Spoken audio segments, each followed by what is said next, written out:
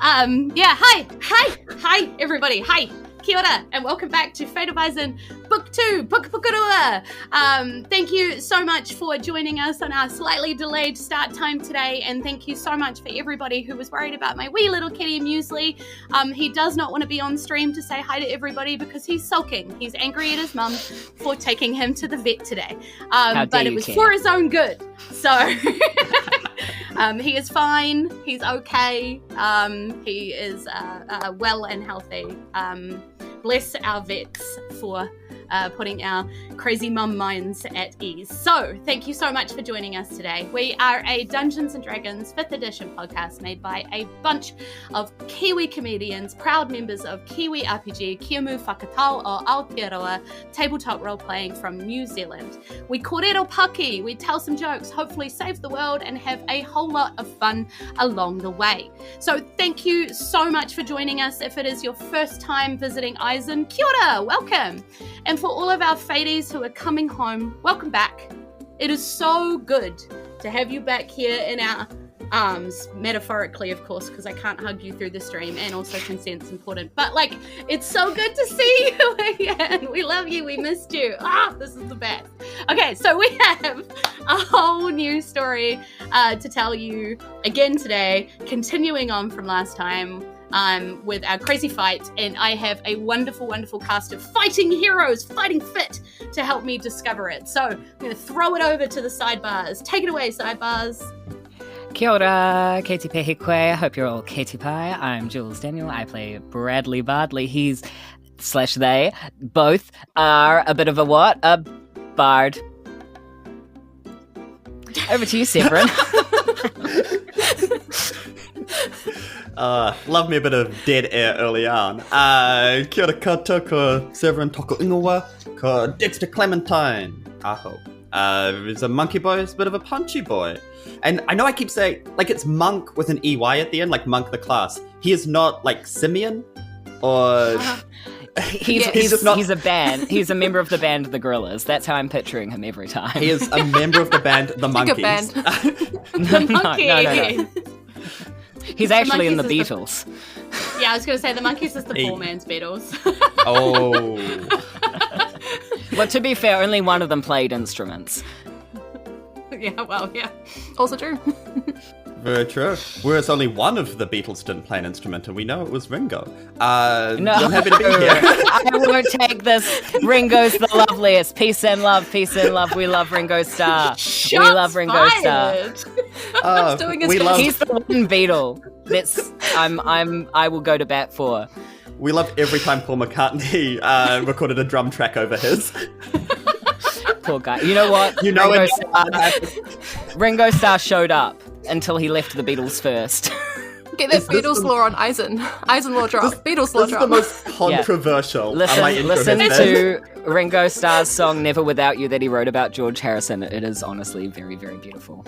And also he wrote Octopus's Garden, which is the song that introduced me to the Beatles on the Wiggles. So nice. What are you going to do about that? Nice. This is a real throwback to the first live show we did at Cavern Club where it was all Beatles. Yeah. The name. True, because it's the Cavern Club, which is of course also a reference to the Beatles. Are we through the intros? I can't tell anymore. No. I'm playing Dexter Clementine. Over to you, Erika. Oh hey, I don't have Beatles chat any further, but we're going in for a big battle. I got big sleeves. That's my thing. I got big sleeves. Nice. Massive Nice sleeves. Big battle, big sleeves. Hiding all the things. Oh. I'm Jules. And hello, everybody. I'm Jules. I'm your Dungeon Master for Book 2. I'm excited to be here. And I'm really excited to throw some craziness at my players, because if you were listening to our last episode, or you were here this time 2 weeks ago, then you know we left things in the middle of a giant little shop of tiny horrors and various animated objects that were I see what you did there. Might offer you a feed me Seymour. Feed me. Yeah. Don't son be a dentist. Yes. So we left our players fighting for their lives as, well, it seems to be the shop owner knows a lot more about what is going on than our sidebars potentially do, as our shop owner has accused them of being someone who is worthy of killing before they restore a whole lot of connection or something. A very confusing statement that really does not seem to want our players, our precious sidebars, to keep existing right now. I feel like most of the NPCs probably know more than us at any given point, just to be clear. Probably true. Yeah. These wise NPCs, man. What can you do? Are they wise or are we unwise? So relative, honestly. Yes. An aunt or an Probably. uncle or something. Yes. Her name is Destiny. Your cousin? Anyway, she indeed said that she was going to kill you to take your power, and then that would make her more powerful with the knowledge that she would be able to share with everybody else that she had killed the famous sidebars. Fame is probably also news to our sidebars. They probably didn't know that other people were talking about them all that much. But I thought we were kind of more infamous, given the Yeah. wanted posters. wanted then. posters and things like that. But yeah, there seems to be kind of a different type of people knowing about something that you're doing. She had spent a bit of the tough time at the top of the episode trying to find out what you knew, and quickly discovered that you didn't really know anything. And so it became therefore, violent. Therefore, she decided to just take you out and eliminate the problem. So where we find our players right now is inside a shop which is acting as a lair for the shop owner, Erindra, and her various gatherings of objects that are currently attacking you. So you are being attacked by a suit of armor that is walking towards you and slamming, and is currently grabbed by Dexter. So Or that is has grabbed me. has grabbed. yeah, grabbing. It's all relative. Yep. Broom.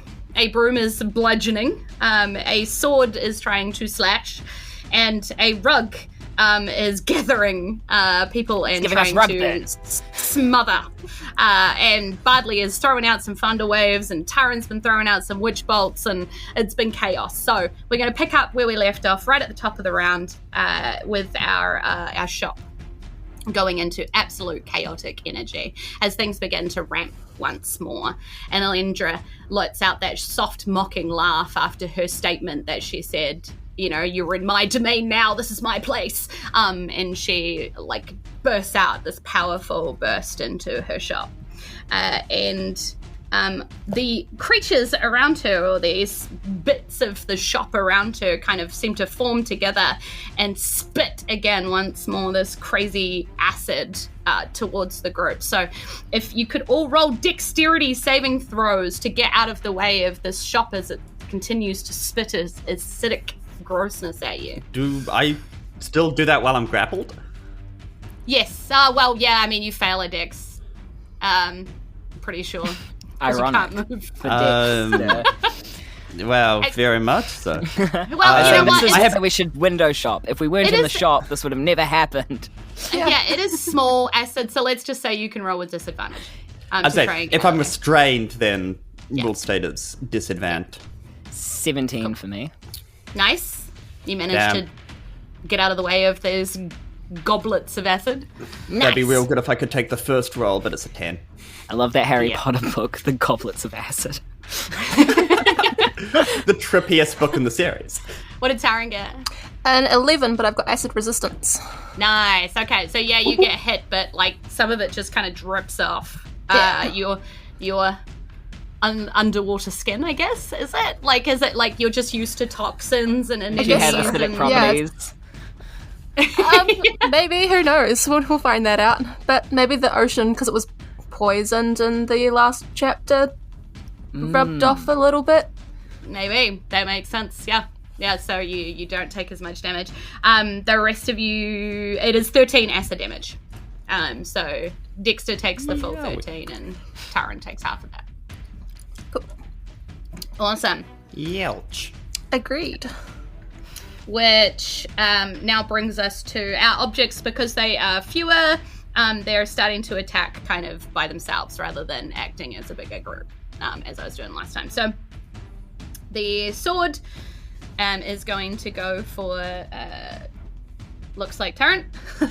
And, sorry, I'm rolling. Taryn's no good, very bad day. Oh, ouch. I just rolled a 19. Apparently the sword is very good at hitting. So take 5 slashing damage from the sword as it attacks. Extra no good. Broom is going for Bardley. And it has a +5 to hit. So that's a 17. Does a 17 hit you, Bardley? Brum, no. Yes, it does hit me. Okay, so 5 bludgeoning damage as this broom just goes to sweep the legs. Ha ha ha. And Bardley bristles at that bad pun. Yeah, and I fall on my butt. Okay. Sure. Sure. I don't know, you laughed. Yeah, but in like an Andy Kaufman style of Thank you. We have Thank you. anti-humor. We have Auntie Dexter humor. up next with the Hello. rug to follow, the armor to She's the go relative. next before Bardley and then Taryn. So This would be the perfect time for Granny to just burst in like the Kool-Aid Man and save us. I know, right? That's a surprise for today, yes? Where's she at? Oh, yeah. Oh yeah. Children. Or What have however you Granny been doing? sounds. Whatever Granny's meant to sound like, I forget. I'm still encased in this armor, so I will continue to try to punch it off me. yeah, fair. So I punch twice. How does the natty 20 hit you? Yeah, that'll do it. Nice. Booyakasha. That is 11 points of critted bludgeoning damage. Nice. Okay. I mean, it's still up. It is a metal suit of armor, but you can tell it's got some serious dents in it now. Nice. Just let me go, man. We don't need to be this close. How does a 25 hit you? Okay. Good hit. Apparently Dexter's gone from not being able to hit last episode to being the absolute punchy legend. Had to happen sometime. 5 points of magical bludgeoning damage again. Nice. Okay. You're punching this frosty suit of armor. He is particularly frosty. Just let me go. Is that because he was brought to life? Is he also someone's father that died in a car crash on the way home and is now No, he- incorporealized in a snowman / soup of armor, as is the plot of Frosty the Snowman? Okay. No, because somebody hit him with a frost ray last time. So. You know. I did frostbite. That's why. Right, I remember. I was here. All right, so that means that it is the rug's turn. The rug is trying desperately. Yes? Hello. I still have a bonus action. Ooh, please do. Do I want a flurry of blows? I'm do. feeling lucky. I'll spend a key point to do a flurry of blows. A please. McFlurry of frosty blows. A frosty McFlurry. That's a 14, but I still have. I have Bardic Inspiration, right? Yes. I think I've got that ticked. Is Yeah, that a yeah. D8? It's a D10 I've got written down here that you have. A D10? How high level is our Bardley? The same as I know. us? I'll roll it. Why not? I'm looking at my bardic. I only got a 3, but I'll roll it. So it's 17? 17? Yes. 17 does not hit. Dang it. Wow. Does Flurry of Blows get to go again? Or is it just like the one time? Should is, but then I rolled a 10. So like where all of the luck in my first 2 attacks went back to the status quo, everybody. Yeah, you gotta get the rolls out of the way though, you know? Like, that, yeah. Then your next It's really- turn. He's really good. He's like, oh man, I got this. I did some damage. Let me just swing my arms wildly without any kind of logical technique. Oh man.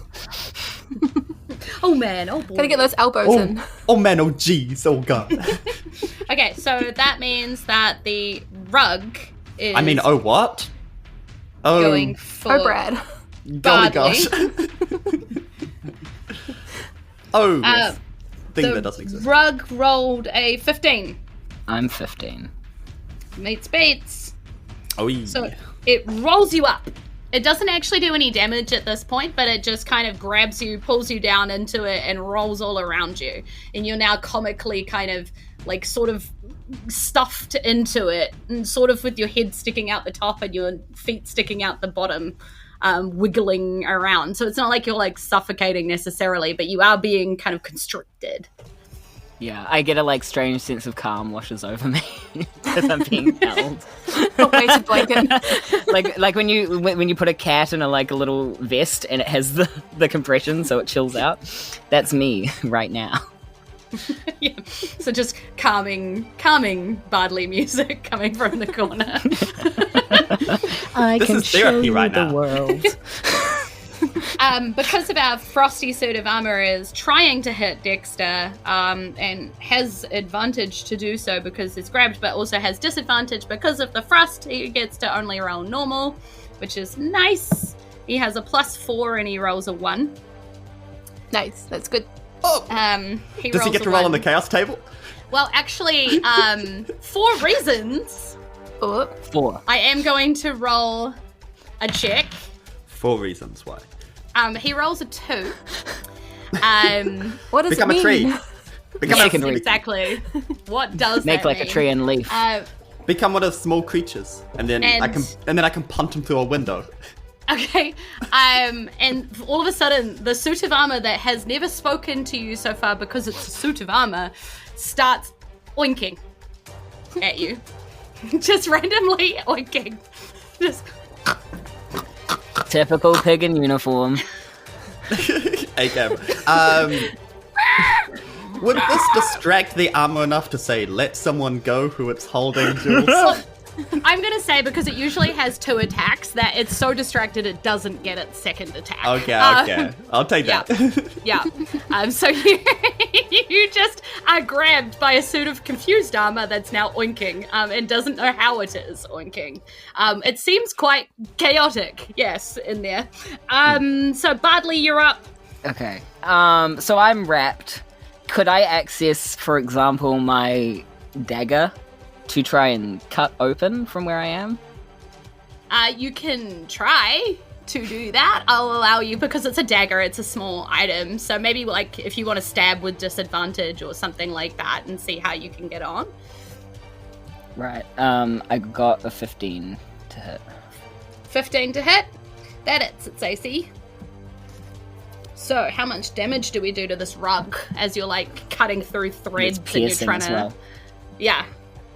Yeah, 7 piercing damage. Pretty please. Nice. Okay. I just go, I'm like, stabby, stab. Is that a dagger in your pocket? Because and I'm happy. Normally rugs of smothering try and do bludgeoning damage It's at a the start of the Chelsea turn. This Yeah, one's a delayed rug Sorry. of smothering because everything in this place is a little bit broken. So this one's a delayed rug of smothering. So it waits until the end of your turn to do damage.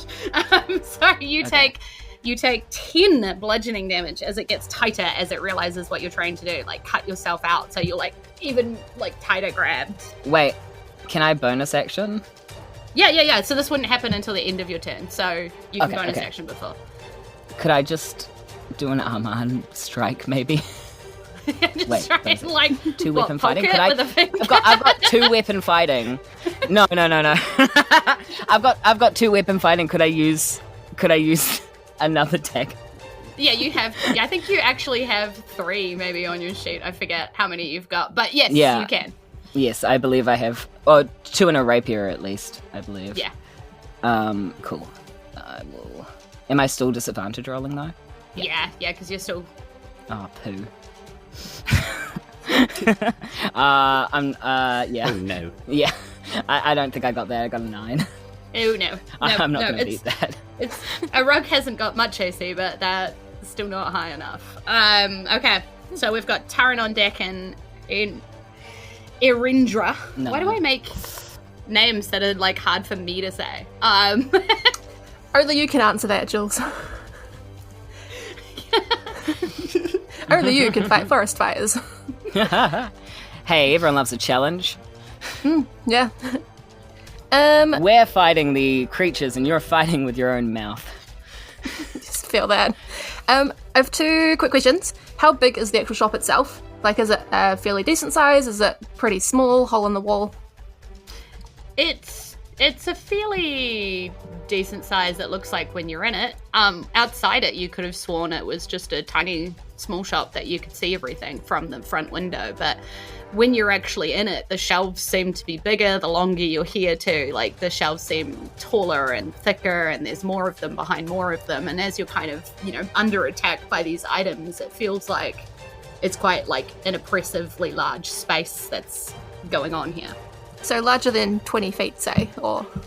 Yeah, it feels like it could be, and it also feels like it might not be. It's really, so if you've got a space-related thing, this place is it messes with your mind, it messes with time and space, so. Okay. It's like a bit of a relative dimension in space. Kind of. Bigger on the inside. Time and relative dimension in space, right? Yeah. It's not so much a pocket dimension, but a whole shop full dimension, My other quick question is does it look like Erindra is holding or A shop at dimension. Does it look like she's controlling the shop via an item that she's wearing on her, or is it sort of like a mental?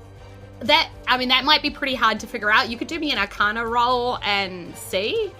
Would that be an action to do, or? No, I'll give that one to you for free because you're trying to figure it out on the fly, and you're eyeing her up to see if you can see how she's managing to do this. Okay, well I got a 14 for Arcana.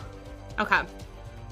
What you can see, or what you can sort of figure out with the way that she's acting, she is actively also casting spells and stuff, so if she's doing something to this shop, it must be a long-term-y concentration type thing, or this is innate and it's doing its own thing, because she's not paying any attention to it. She doesn't seem to be grabbing anything. She doesn't seem to be doing anything that would command it necessarily. So either it's its own thing or it's something concentration.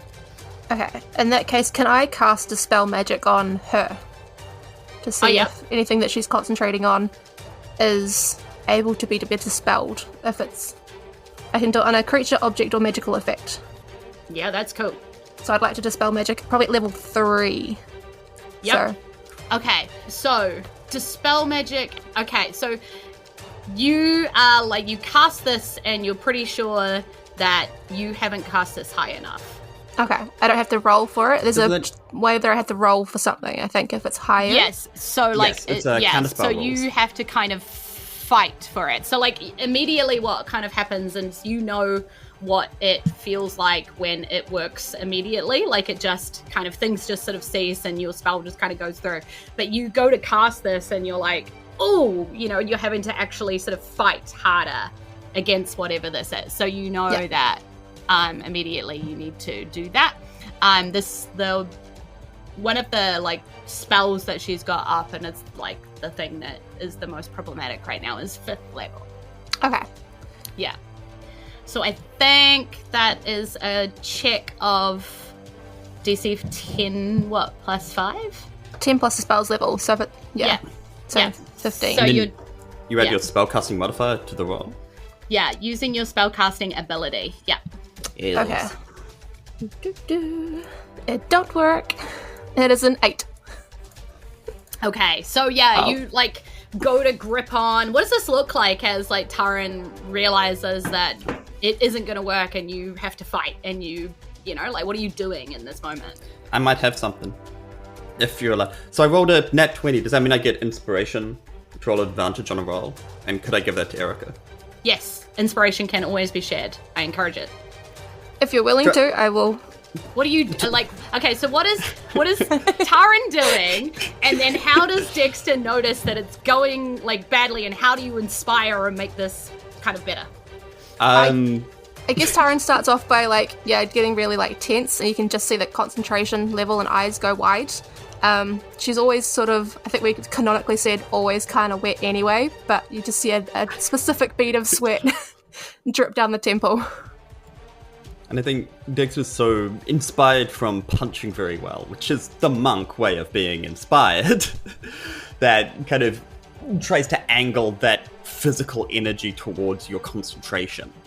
And just on the periphery of Taryn's vision are these little hands kind of punching the magic forward and trying to will it into dispelling this object. Okay. And I'm just happy to be here. You're just snug as a bug in a rug. Just cozy. It's a 14 plus 5, which makes it a 19, if my math is correct. Tasty. Nice. Okay, Nice. so as you do this, as the group kind of fights together and teamworking it up and making this, Taryn's gritting in that teeth and the sweat's rolling down the forehead, you actually see Erindra's eyes go a bit wide as she loses control on this spell, and she gasps and looks around her as the items that you're fighting drop to the ground. She was animating these objects, so she Do was I drop trying to with take the control. rug? Yes. Do I drop with the suit of armor? You stop, drop, and roll. Did you just see my cat jump scare me? Holy heck. She just jumped through the window. Oh, no. Okay. And onto my back. you- Okay, sorry. Yes, and so as you stop, drop, and roll, as the rug kind of releases you, roll me a dexterity save as you get sort of like spun across the room towards Erindra. Yes, but fluff from me while I have to reload the page. My stupid The suit of technology. armor just kind of releases you, Dexter. There's nothing terribly dramatic. He didn't have you off the ground or anything like that, so it just kind of releases and then just sort of like stays there. So it's still kind of an uncomfortably close hug from a cold suit of armor, but it no longer feels like it's actively gripping you. It's just, you could, I'm also seeing reactions. yeah. Oh, no. So I got a 5, but I did roll a 1. Oh no, that's also rolling a d6, I believe. That is Not that to is- that backseat is- DM, but you know I love it. It's a good 3 to 1. You love to see it. You love to see it. You love to see it, don't you, folk? Let's roll our lovely 6. chaos roll. 6 out of 6. I mean, that seems appropriate. Great. I turn Because- into a puddle and I wet the rug. Nope.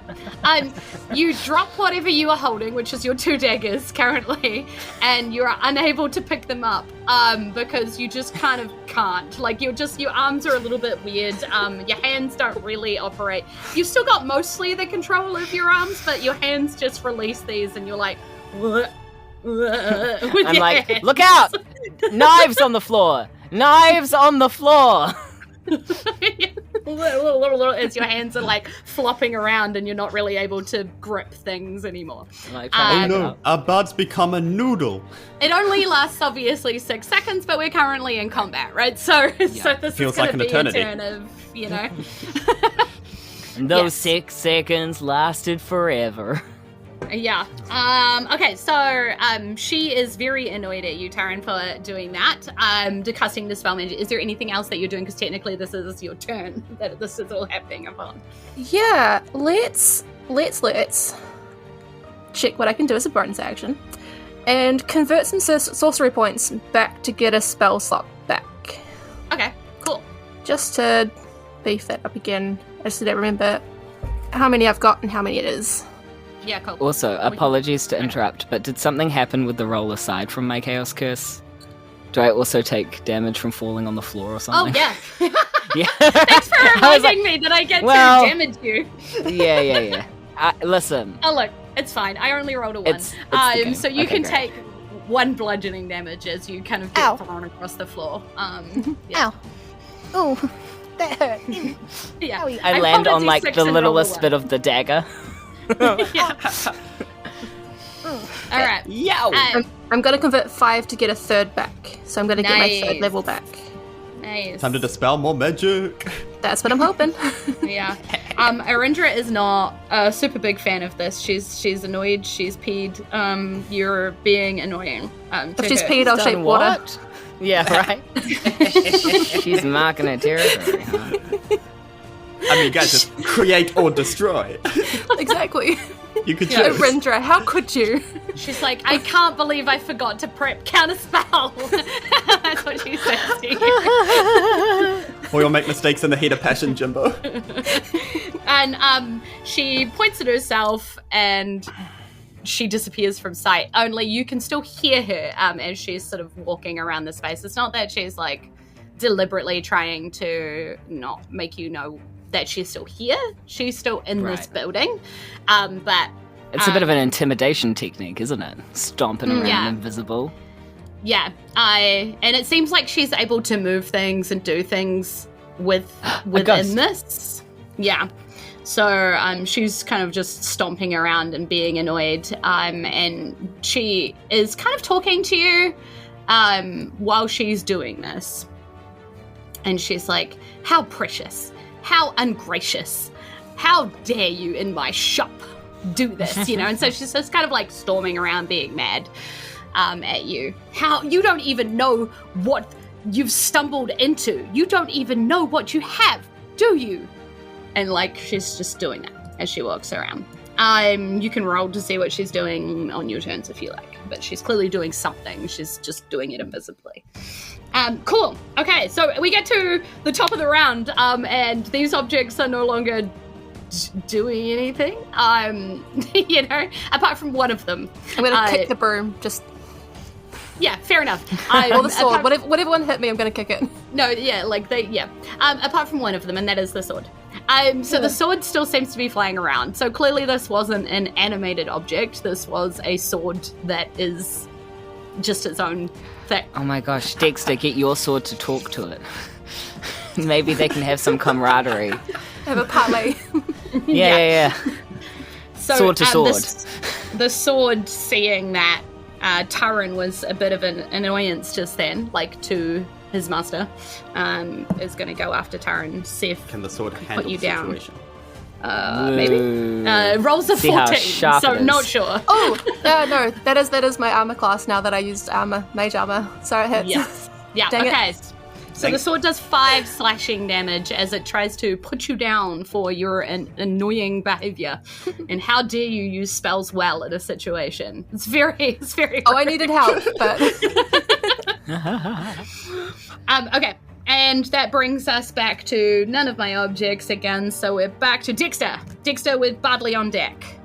Howdy. So the big thing that we're fighting right now, other than the sword, is currently invisible, and then doing just like a strut around. How confident would Dexter be that he can still hit this person if they are talking and being loud? And just kind of aim punches towards the voice. Yeah, I think if you did a perception check to see, like, if you can narrow down exactly where this voice is coming from and then sort of line it up, we can see how good your perception check is, and then we can just do away with disadvantage or whatever if you roll high. Alternatively, how dusty was the rug that grabbed dear bard friend? I mean, it wasn't drinking last night, so it's probably not terribly hungover. It's under the table. Not terribly. Like, this shop was kind of... Is there loose powder or glitter in the shop? Yeah, like, it's not exactly like somebody... Yeah, it's not like somebody's cleaning this shop every day, but... It's not like... Do you want my bag? That could be a move. I will say, honestly, Dexter, I really want to see you fight the sword with your sword. On guard. That could be an option. Do whatever you want, but fun. If talking's a free action, can Dexter ask his sword, like, is there anything you can do against the sword that's attacking us, sword? There is a sword attacking us, it's the sword. Warning! Usually defending yourself is a good idea when a sword is attacking you. I mean, like, I understand that, and it kind of follows everything that you've said so far. But can you, like, do anything, or is this just like a warning? Protect myself and don't get stabbed. Warning, you know I'm a sword, right? That's what you hear in your head. Well, yes, apparently Warning, I can fly I'm now. a sword. This one's airborne. What do you mean that you're just a sword? Warning, I'm not just a sword. I'm just saying I am also a sword. Right. Okay. Can you The also warning fly? beforehand. The warning? Warning, I'm not just a sword. Warning, if you pull me out of your belt, I will fall on the floor. Yep, sounds about right. Okay, there's something we can work on. Are you still talking to that sword of yours? Yeah, I should probably do something. Oh no, it's just fascinating. Like, you're the only person that I know that talks to swords. Dexter proceeded to have a conversation that lasted longer than 6 seconds. With Possibly- a sword that has to start every sentence with warning. Possibly thinking laterally and legitimately just for vibes. Can you see the bag of holding on where Bardley has fallen on their own dagger? like a little clumsy gremlin? I feel like, conveniently, the picture of the bag of holding is just in the chat, on the stream. So I feel like it's a big enough bag that, you know, you wouldn't be able to, like, hide it easily. So you could see it. Yeah. Does ever grab the bag, get in and try to get the biggest clump of glitter, and then just yeet it towards where the You just, voice like, is coming from, fully and like a hand cloud. in Yeah. to the bag, and you come out and it's just like coated. So I know that the bag of holding has glitter in it, right? But like it's usually objects covered in glitter and then extra glitter comes out. So is there something that you're like going in to grab? You know, because bag of holdings you have to kind of know what you're going in for. Oh, very true. If you said glitter, it probably just wouldn't give you any because it doesn't consider itself to be full of glitter. From memory, Even though it is. we would have put some fabric in from when we were making the dress. So can you Yes. grab just a long strip of fabric, coat it in glitter, give it like a little swirl, a little, give it like a little jump, and then just wring that bad boy like a tea towel Yeah, I into was a gonna cloud say, of glitter, we're- sending it in a direction. We're having like a wet tea towel flicking fight right now, right? High school locker room, just... But glitter. And what are we trying to achieve with this glitter? And who are... That it glitter sticks to on the her so she's invisible- not so invisible. Yeah. Yeah. Got it. Okay. This okay. wasn't just like glitter-based warfare. It was I mean, legitimately... it is. It is. It's also that. But it's also hard Okay. to get off. So she'll be I mean, stuck. it is the herpes of the craft world, yes. Well, I was trying to avoid saying that, but yes. Personally, I prefer Kraft mac and cheese. But we're here now. That's pretty good stuff. Okay. She did also peed herself, right? So it will stick further too. Yeah, Not she's canonically. silly, stupid. Just us making The fun of glitter the just villain. sticks better. Okay. All right. I was just looking it up because she casts greater invisibility on herself, and so I was like, just if it lands on her, does it just go invisible too? But I'm just gonna say it doesn't because it's more fun. I feel Is like it being even if it worn or was invisible, carried? the light still reflects off it, right? Yeah. Well, I mean, I think that anything that she is wearing or carrying at the time she casts the spell would go invisible, but not necessarily something that would happen to her afterwards. So I agree. that makes sense to me. So let's roll for flick. Glitter. Glitter attack. Glitter bomb. Glitter bomb. Am I just rolling a ranged Do you know attack? what? Do you know what? I think I'm just going to get her to roll a reflex saving throw to get out of the zone of the glitter. That makes more sense. What is like? Does she notice what Dexter is doing? What you? Or you know what? does You it guys catch tell her by me. Surprise? What's a fair DC for this? For her to be able to get out of the way. 25. Yeah. You know what? I shouldn't have asked. I know, like a 15. Yeah, I was feeling Okay, 15 too in my soul. Okay. All right. Okay. 16 would be 10 plus Dexter's dexterity and proficiency bonus if that sways you.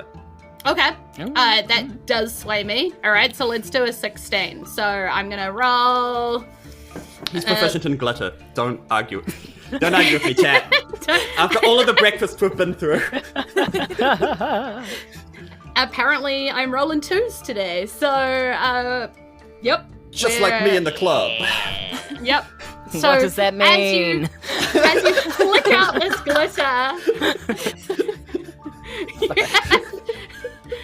you pull this, you run over to the bag of holding that not JD isn't in the podcast. Bardley is wearing on the floor. You yank out a piece of fabric, which just happens to be one of those glittery, crazy pieces of poof that you made your outfit out of, coated in glitter.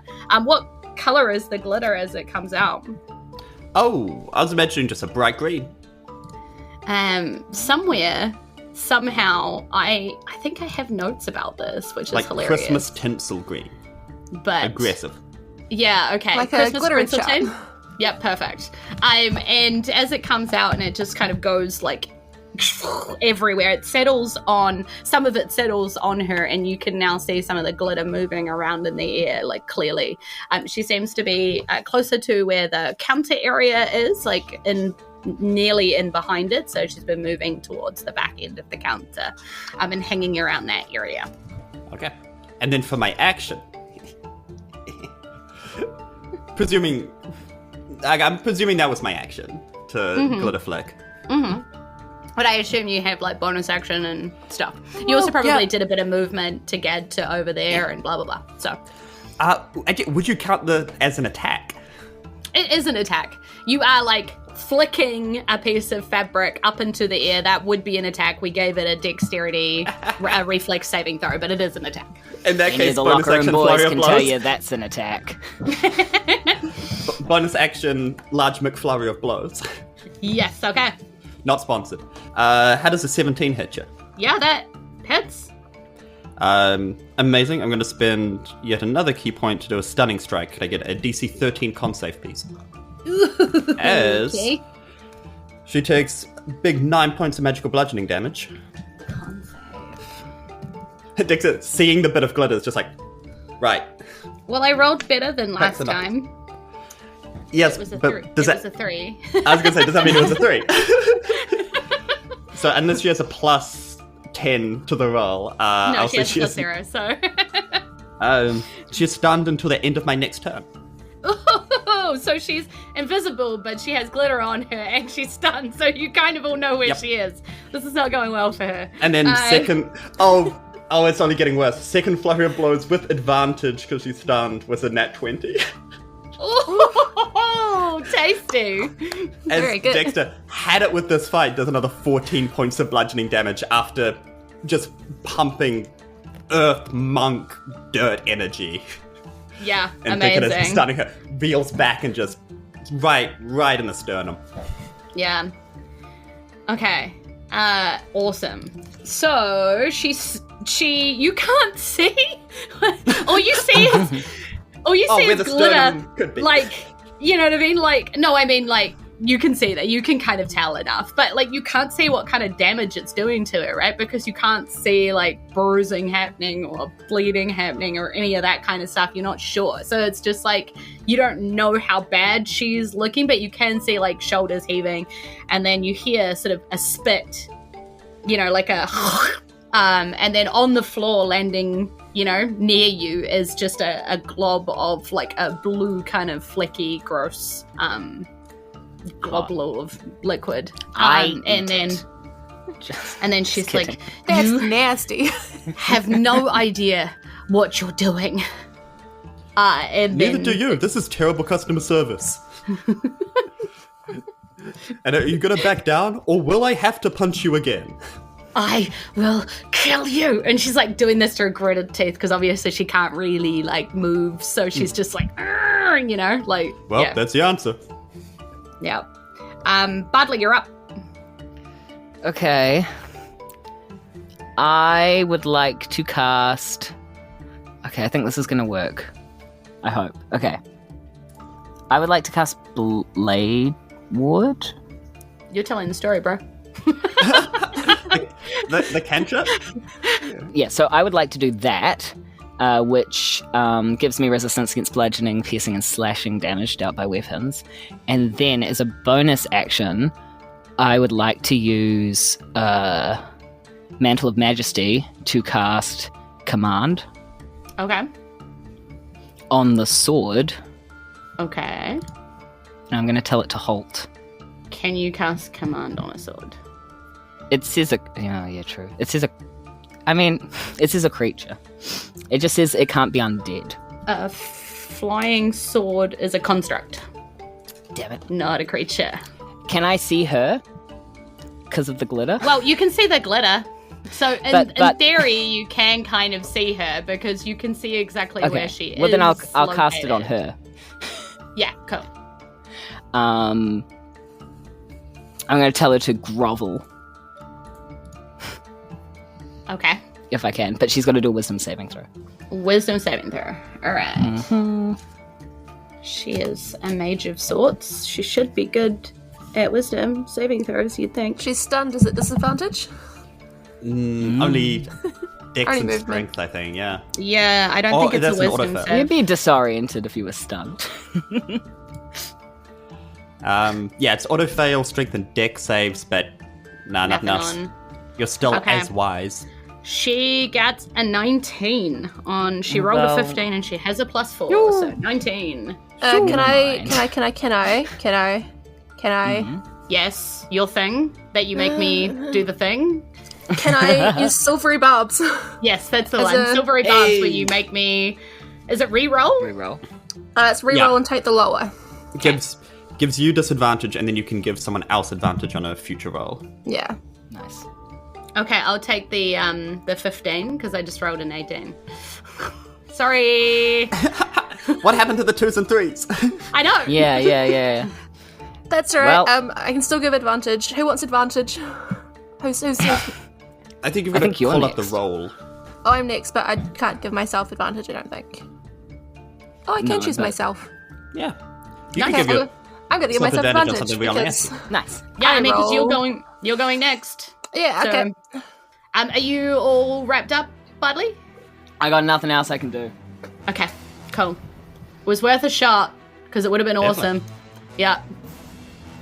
Yeah, so as you Say like la vie. go to make her grovel, she just grits teeth harder and is like, I will not grovel to you! You know, how she's like spitting this out. Dexter, you can basically feel the flecks of saliva all over you. And she's like spitting through closed Yum. teeth. Why do I have to be in the splash zone? Because Give you're me a punchy poncho. boy. Virtue is the plight of martial classes. I feel like I'm saying a lot about spit and globs and liquid and stuff today, but apparently that's a thing. I'll shape it, it's fine. Piss. Always. Alright, take it away, Taryn. What you got? I would like to do a 4th level magic missile That makes sense. towards the pile of glitter that is covering the mage. Okay, that just hits. Yep. You. So Unless you have that one shield. the first is a hit for 4. Start reminding me of things I probably should have prepped. And Ain't that just the way? Ain't that just... Oh, I've only had this spell. Ah, If only we could be banishmented right now, Jules. Wouldn't that only be we can fun? win. Because I was like, it'd be really dumb to just dispel the magic that was just her mage armor when you could dispel the magic that was their anime objects. So she's still got her mage armor up, but that's about it. so it's a total of 11 damage for the magic missile. Okay, perfect. All right. Yeah, she is not looking good. Not that you can see that, but, you know, she sounds bad, I guess. She's, like, rattly, like that sort of rattly noise that people make when they're sort of struggling to breathe. Is greater invisibility a concentration spell? Yes. So technically, yes, she's rolling concentration checks for every time. Oh. And it's Look, a there's a lot concentration to check remember. per missile, right? That's 4. 3. Well, and also 4. for the for Yeah. my one, right? The And I'll just Yeah, roll so it'd be- another. It'd be my 2 attacks. She hasn't rolled under a 14 for all of those DM, I missed a couple of missiles Okay. because I only rolled it one above first level, so it should have 2 more rolls. 15. it And was on a the last fourth level. one, 7. So the other one's a 4, and then the last one is a 3. Okay. And then that should be the correct number of missiles. Okay. Nice. That's pretty serious stuff. She just gets turn. What can she do on her turn? Sod all. It is stunned until the end of my next turn. Okay, cool. So she basically just grits teeth, and just kind of, probably is wishing that she could say something dramatic or do something cool, but, she's just there rattling away with her breathing, and you've got to hope that whatever she was working on before she is done. When she was invisible last time. But it is the Lair's go. And the Lair will do its final Lair action. Its last Lair action. Okay, so as the shop kind of, you guys have been like looking around, the shop has been expanding, or like feeling like it is expanding. All of a sudden it feels like the shop is going to get very small very quick. You feel like things, it's like that moment before an earthquake or before the rain really falls. There's that wee moment where you just know that something is about, about to happen. And there's this moment where like the shop feels just electrified and a buzz and like just great big power. And all of a sudden it starts to get very small. And Dexter, you feel again a soft breath as she forces out through teeth. Until next time, Dexter. And the store is getting very small. So as this happens, and it seems to be that one of the lair actions for the shop is to literally pack itself away. And you are finding that the shelves objects are being thrown from the shelving. Things are just kind of coming in a tumble. You're sort of backing away together, being pushed sort of together. You've got a moment here as the store is packing itself away, as things are tumbling all over the place to grab whatever and get the hell out of here. Because otherwise you may find yourself traveling to wherever this store next finds its location. So what do we do in this moment as you so I would go and turn order again. So what does Dexter do with these 6 seconds where he can grab something and go and madly run? Dexter's gonna say one final line to this person that he's definitely not a fan of. Just like, next time it's not gonna be in your store and I will end this. And then head out of the store, kind of a little bit clumsily, kind of tripping over the rug, tripping over the suit of armor that kind of grabbed him. And as he hits into one of the kind of display cases, this ring weirdly kind of pops up and into his pocket, and he kind of just notices as he dives out of the store. Yeah, it falls out of one of the boxes that used to be one of the tiny little mimics that was on top of the counters and snapping its way at you. And so these boxes are sort of weirdly placed, and it just sort of, off falls into your pocket. Yeah. A few other rings kind of get scattered around, but because this one's weighed down by a couple of metal horns, it seems to, very aerodynamically have the right weight to kind of plop in there. And he's like, what's that? Oh, my days. Nice. And as you kind of dive outside, you dive headlong into a figure. It's a figure, a small kind of, a hunched figure in an old-looking robe that seems strangely familiar for the moment, but you're a little bit focused on the store that you're take out of before you get sucked off to who knows where. And this, you just out. Wow. What a store. Yup. And just absolutely clean out this figure on the cobblestones outside. So you kind of tumble over and just grab. We're going to come back to that in a minute, but oh my God, I'm so sorry. Yeah, that's where we leave Dexter for the second. So we head back into the store and we have Bardley. What's Bardley doing in this few seconds where you're able to madly make a dash? I also feel like I didn't get up in my last turn. I was still on my bum from falling over. So with as sort of the floppy stores, hands slightly. yeah, Yeah, Well, now you've got surely your- they're worn off now, right? Yeah, no, you've got them back now. Yeah. I got them back. They're full capacity. And so I reach for my daggers on the floor, and as I'm going to gather my daggers, I also end up scooping up an ornate little box. Mm-hmm. Cool. And I kind of just... here's a question. Dexter, did you take my bag out? Or did you leave it on Bardley? Yeah. Yeah. Oh, yes. I think because he took a bit of fabric out of the bag while still leaving it attached. Yeah. Well, I probably scoop it all into my bag and then do a barrel roll out of the store. Nice. Perfect. And yeah, like as you barrel roll out, you realize that Dexter is also on the ground kind of trying to help this like hooded figure. And I like to their cumulatively feet, go on top of them and knock them both over again. Boom! Yeah, like domino effect, like bowling ball to Skittles. Just and then at the end I stand again. up like a. Then at the end I stand up like a gymnast, like. Dang it, Bardley.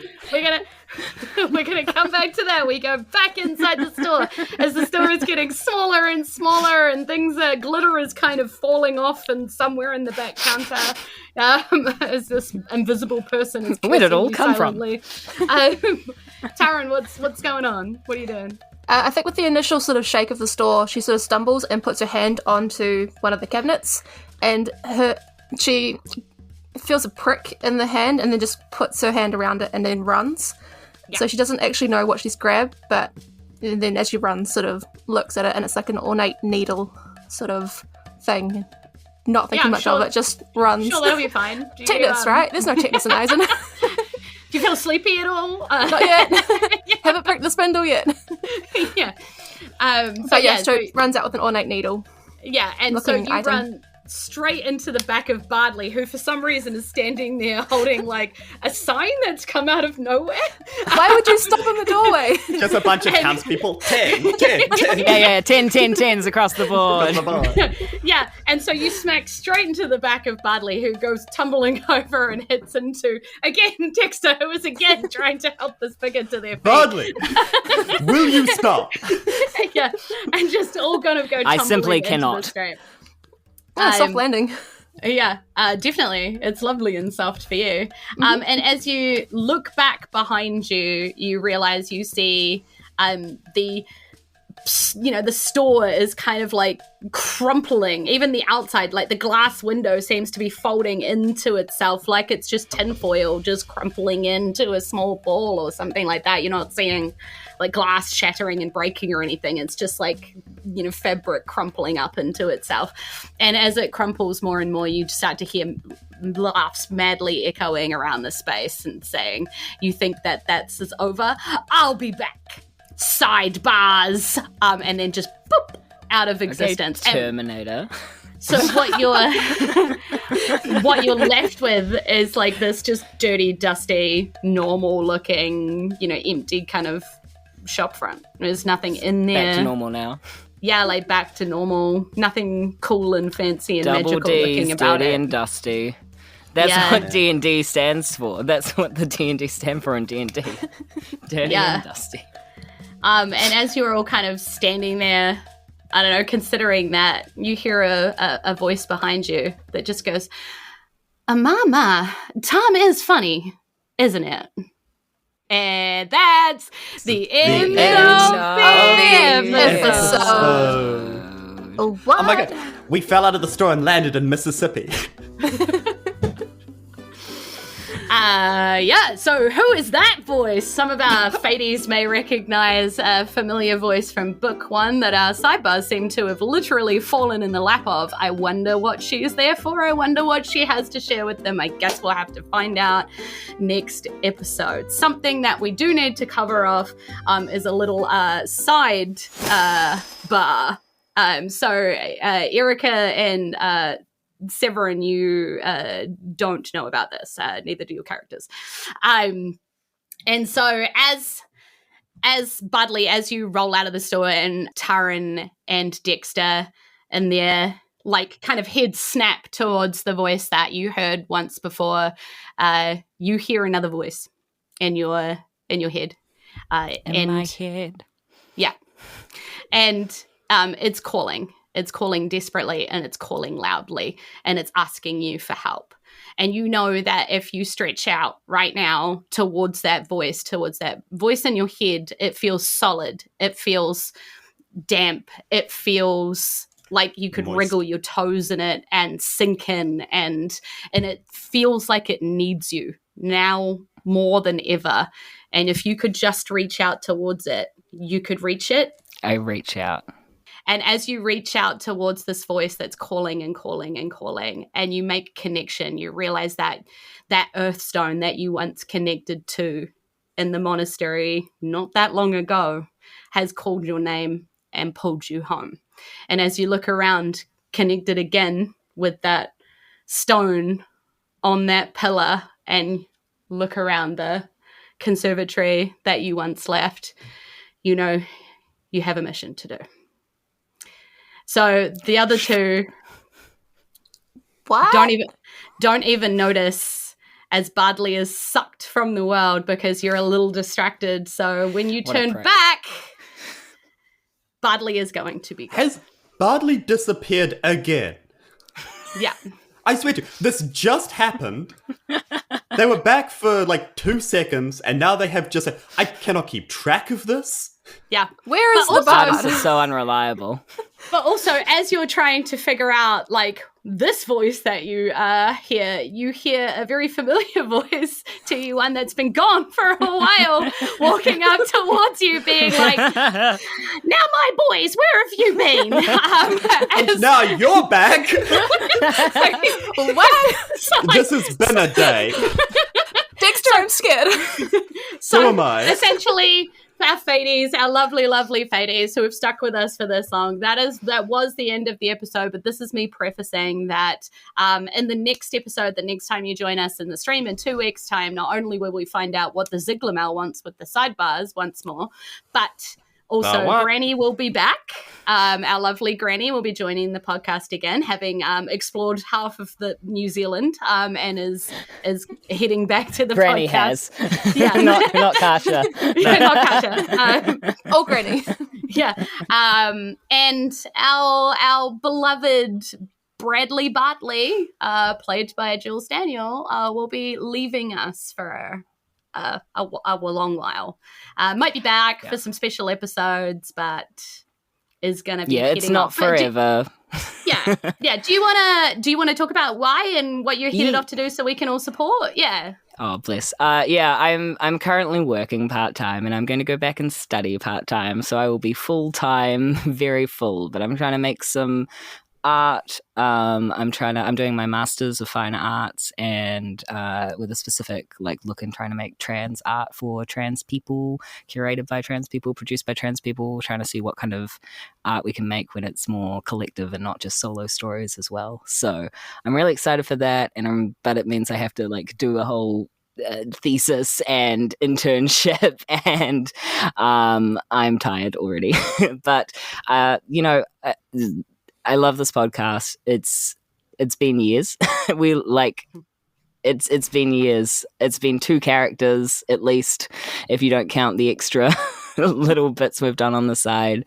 So I'll definitely be back. I'm happy to jump in for any really important plot related things, and I'll finish studying at a point. So all the love and support.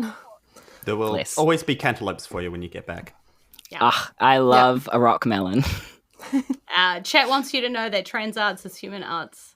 Yep. That's the goal.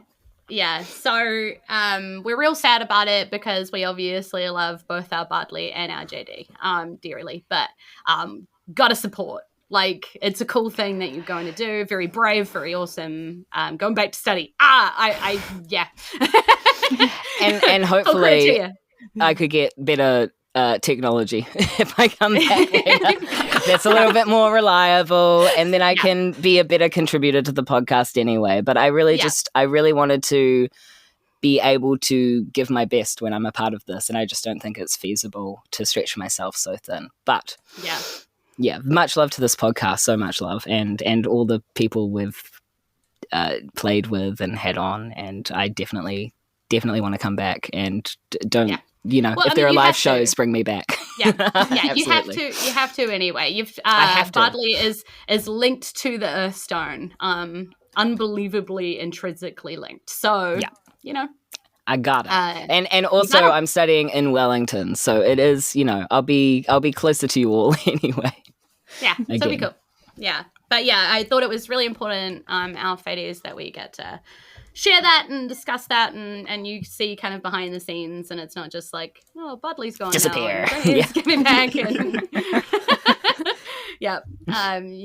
you're our family too, so we wanted to invite you to the family table and explain it's not, we don't hate each other. No, this is genuinely such a joy. Out for a while. To explore other options. The good news is you're getting 2 witnesses. You're getting 2 witnesses. Yeah. So many witnesses. Yes. Anyway, okay. Right. So let's head into our ending and wrap this up together.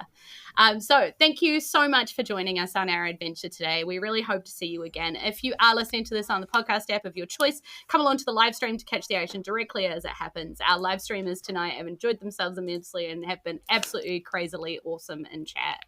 So much love. We stream every second Wednesday at 7:30, normally NZDT, apart from when Jules has a cat-related emergency. Although 8 wasn't bad, was it? 8 wasn't bad. And we poll in the chat. It did not the Discord. So many people amazing people are involved with the production of this podcast. I'm incredibly grateful for their work and dedication every single episode.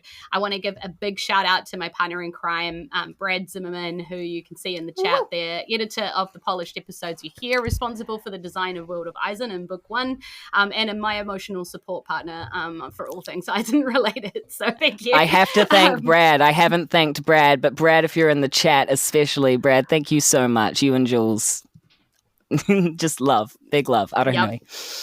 Yep, huge.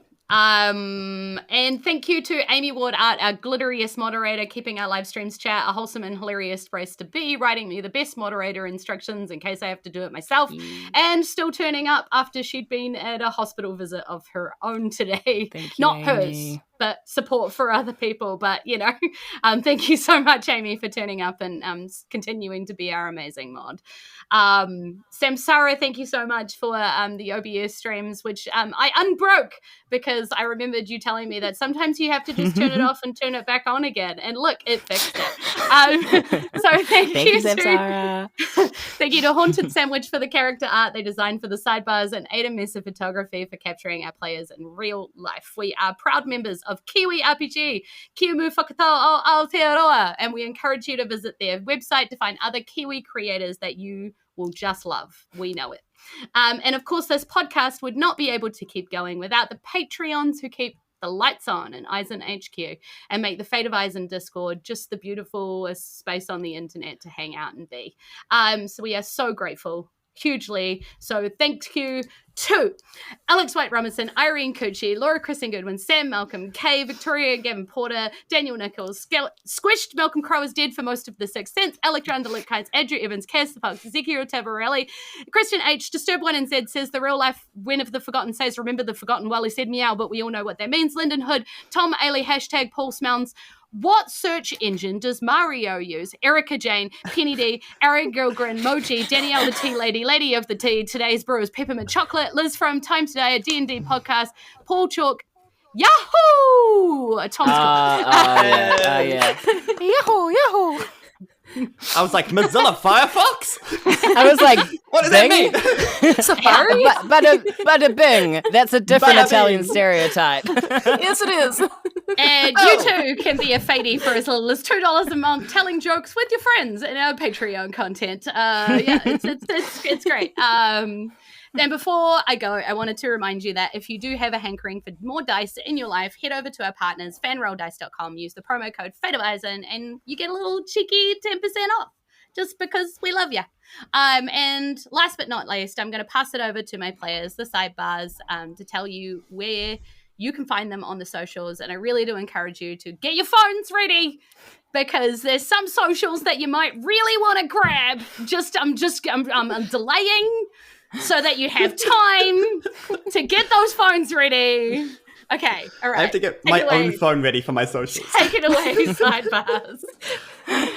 I'm Jules Daniel. I have been Bradley Bardley, and beforehand, I was also Arcus. I have thoroughly enjoyed being on this podcast, and if you want to follow me outside of this, please do. I am on Instagram under Jules Daniel, Jules Damniel, and on TikTok under Jules Daniel NZ. Over to Severin. Oh, what up, Scrubs? I am Severin, Gourley No comedy scrubs. person.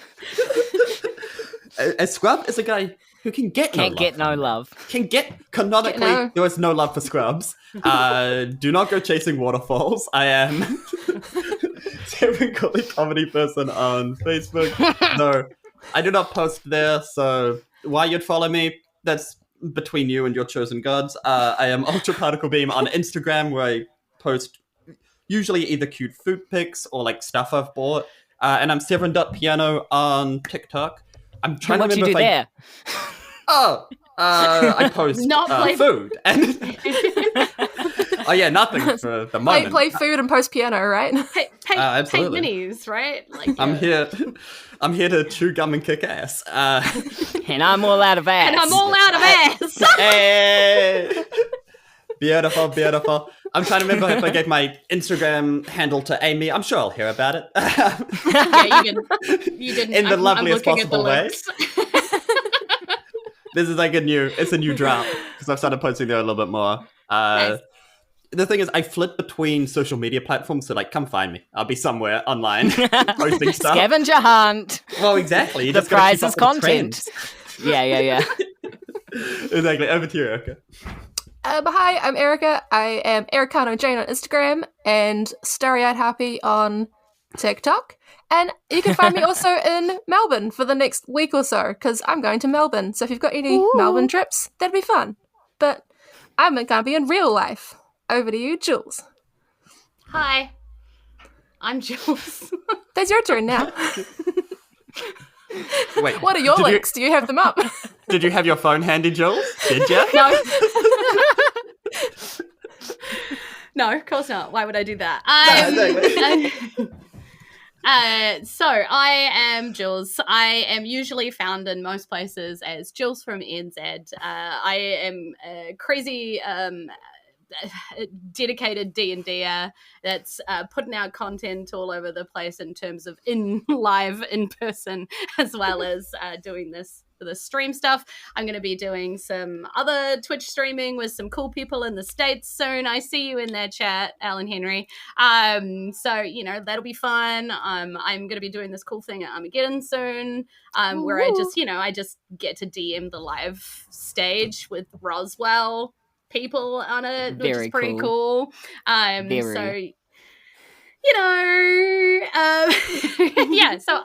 do a lot of stuff. I also am in a covers band, and that's the one I really want to talk to you about today, because we just need gigs. So if you remember anything about Marley singing from book 1 and you liked that, well, actually I sing Chili Peppers and Foo Fighters and Fleetwood Mac and AC/DC and all the good, like, crazy rock stuff out there live in bars at private functions. Everything your dad loves. Bring your Can dad. recommend. Yeah, exactly. Can Call your recommend. parents. Wink and Jules Yeah. is hype. Yeah, so Call your Call your parents Invite and them. invite them to Jules's digs. Invite them to a wink gig. well, actually, we need more gigs. So make a gig that I can come and perform at. Call your dad and get him to host a backyard gig with Winks. Yeah, that'd be awesome. So At the They're the talk of the you know, town. Yeah, put the word out there, Wink Band NZ, because, Jules from NZ, Wink Band NZ. Apparently I have a thing about New Zealand. I really love it. It's almost like you're here. Aotearoa. Thank you so much, everybody. You guys are amazing. Even just like your support for being a little bit late because I was a worried cat mum. It just shows how awesome everybody out there listening is. So thank you so much.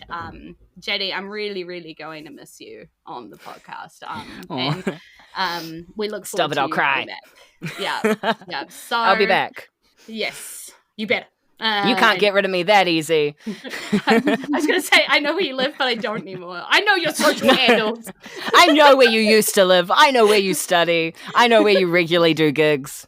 I have DVDs I need to give back to you. Oh, that's where they were. Yeah. Is it Firefly? Yes, it is. That's where Okay, great. But weirdly, it's the second season.